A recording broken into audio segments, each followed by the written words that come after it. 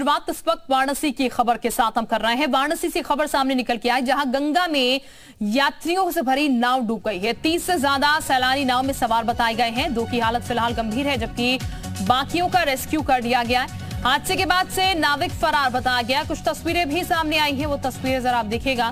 काफी भीड़ यहां पर मौके पर हो गई इस हादसे के बाद और नाविक अभी फरार है। हालांकि फिलहाल अब जांच पड़ताल हो रही है इस मामले की। हादसा कैसे हुआ, लापरवाही किसकी थी, क्या नाव में क्षमता से ज्यादा यात्री जो हैं वो सवार हुए थे इसलिए नाव पलटी या फिर कोई और वजह थी, लेकिन नाविक इस बीच फरार बताया गया है। यानी कि लापरवाही है कहीं ना कहीं नाविक की, इसीलिए नाविक जो है मौके से फरार है, उसको तलाशा जा रहा है। लेकिन इस बीच 2 लोगों की हालत काफी नाजुक बताई गई है। लेकिन दूसरी तरफ राहत की खबर ये कि बाकी जो लोग हैं उनको रेस्क्यू कर सही सलामत निकाल लिया गया। लेकिन ये जो 2 लोग हैं इनकी स्थिति गंभीर बनी हुई है इस वक्त। अब पता लगाने की कोशिश हो रही है यहाँ पर कि ये जो 20 लोग सवार थे यहाँ पर किस कंडीशन में इस नाव पर सवार हुए, क्या वजह रही यहाँ पर जिसकी वजह से हादसा हुआ। जयपाल इस वक्त हमारे साथ हैं, ज्यादा जानकारी के साथ उनका हम सीधे रुक लेते हैं। जयपाल, क्या वजह सामने आ रही है इस पूरे मसले को लेकर? नाव में हादसा कैसे हुआ और ये भी कहा जा रहा है नाविक फरार है अभी? जी बिल्कुल, देखिए सबसे पहले तो ये कि अभी काशी में काशी तमिल संगमम चल रहा है जिसमें तमाम दक्षिण भारतीय यहाँ पर आए हुए हैं। ये अपने घर के पास सिर्फ देसी मुर्गियों को पालकर हर साल 6 लाख कमा रहे हैं। आप भी ये करना चाहते हो तो फ्रीडम ऐप को अभी डाउनलोड कीजिए।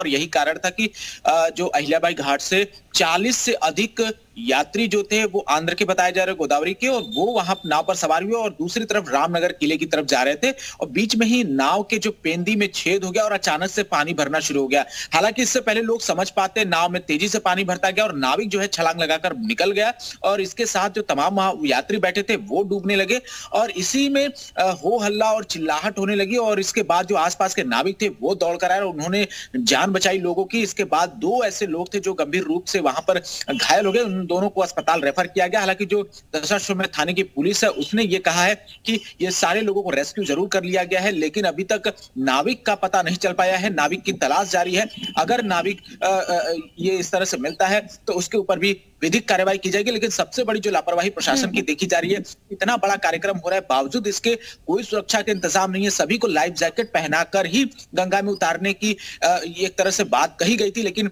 उन सभी नियमों की धज्जियां खुलेआम तौर पर उड़ाई जा रही है। जी जयपाल, ये कहा जा सकता है कि ऐसा ये कोई पहला हादसा नहीं है, इससे पहले भी इस तरीके के हादसे होते रहे हैं, लेकिन उसके बावजूद जिन लोगों को ध्यान देना चाहिए, जिनको अपनी पूरी तैयारी रखनी चाहिए ऐसी चीजों के लिए, ऐसे हादसे ना हो उसको लेकर तमाम जो नियम कायदे हैं बनाने चाहिए या फिर सलाह देनी चाहिए, उसमें कहीं ना कहीं खामी है और इसी वजह से एक बार फिर यह हादसा।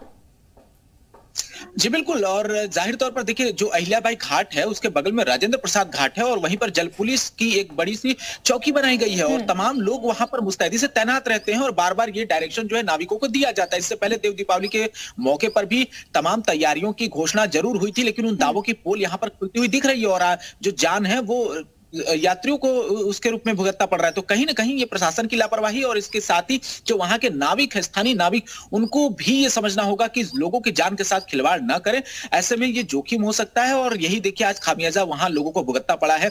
लोगों की जान जरूर बच गई है, लेकिन एक बार फिर से प्रशासन अब इस पूरे मामले को लेकर जो है वो तैयारी कर रहा है कि किसी भी तरह से अब इस पूरे मामले को दोहराया ना जाए, क्योंकि ऐसे तमाम हादसे घाट पर हो चुके हैं और आए दिन कोई ना कोई इस तरह से घाट पर डूबता रहता है। तो ये एक बड़ा चिंताजनक विषय है और खुद चूंकि ये अहिल्याबाई घाट, यानी कि सबक लेने की जरूरत है जयपाल, ताकि भविष्य में ऐसे हादसे ना हो जो इस तरीके से सामने आए हैं।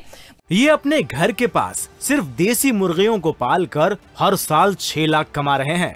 आप भी ये करना चाहते हो तो फ्रीडम ऐप को अभी डाउनलोड कीजिए।